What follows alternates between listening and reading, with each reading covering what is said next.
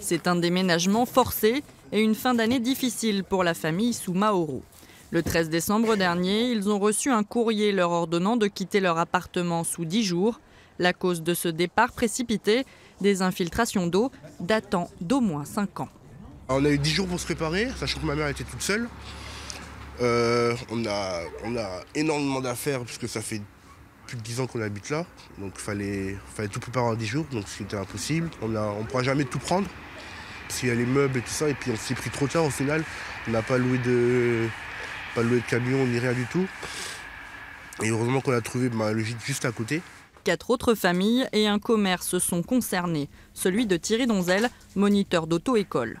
En 2013, dès qu'il constate les dégâts, il se lance avec des résidents dans une longue et coûteuse procédure judiciaire. Aujourd'hui, il est en colère et dans l'incompréhension. Je ne vois pas comment au bout de 4 ans, on a laissé des gens 4 ans avec des étais, comme vous l'avez vu dans la cuisine de l'ancien restaurant, sans que personne s'inquiète de quoi que ce soit. Et moi, je pense que de toute façon, c'est des choses qui ont été faites très rapidement pour se couvrir. Aujourd'hui, si ça venait à s'effondrer, les gens consignés sont couverts.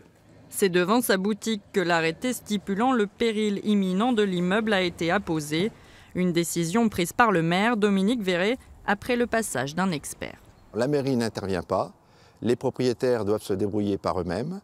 Les propriétaires qui avaient des locataires doivent les reloger.